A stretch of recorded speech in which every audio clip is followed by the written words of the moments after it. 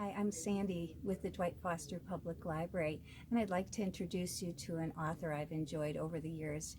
Her name is Lorna Landvik, and she is a comedian as well as a novelist. She's written 12 books, and she also has an improv show that she does in Minneapolis once a year, and she has a wonderful sense of humor. She loves both of these careers. She said being a comedian has helped her to really understand the power of the choice of words and timing, and you can see that in her novels. There's always something to laugh about and then to make you cry. I've enjoyed rereading some of these books recently as well. It's a good time to have some humor. Life can be challenging right now with the pandemic, and Lorna believes in the power of humor. It can't solve the problems, but it certainly can see you through the difficult days.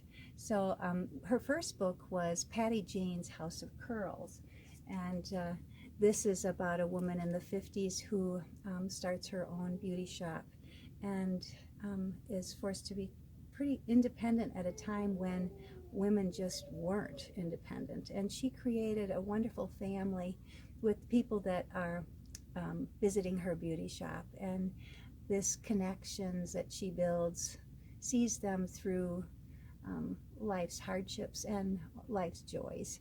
And you will become very connected to these people.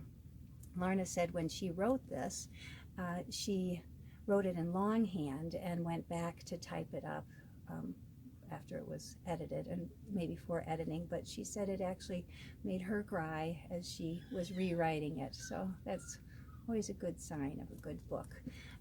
She went on to write another funny one, Angry Housewives Eating Bonbons. This takes place in Minneapolis, and it's a group of women who are from different areas of the states and different ages, and they have a book club. And these women are quite funny. You'll enjoy that as well.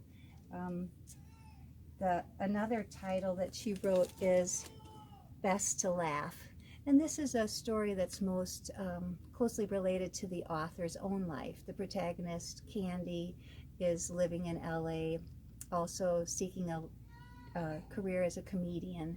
And so many of the situations Candy finds herself in were situations that Lorna herself experienced. And so this is a delightful book. It's one of her more recent titles. Currently I'm rereading Oh My Stars, and there the protagonist has her name's Violet, and she's had a tough life as a child, and she is ready to end it all, and she's on a bus heading to San Francisco. She has a plan, but there was another plan in place for Lorna. Her bus is in an accident, and all the passengers are taken in by other families in North Dakota, and Lorna meets up with a family that changes her life. And I'm sorry, not Lorna, but the main character, Violet. So this is just delightful, and I highly recommend you reading one of Lorna's books and see if it will also make you laugh.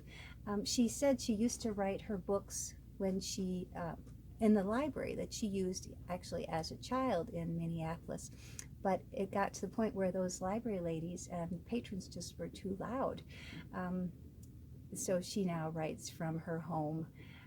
Libraries are like community centers now, and there isn't a lot of shushing, but we do offer quiet spaces for writing. We could have accommodated Lorna Landvik's need for quiet, but we hope you will come down to the Dwight Foster Public Library and check out these titles and many others. You can also go online to www.fortlibrary.org and place a hold, and we look forward to seeing you.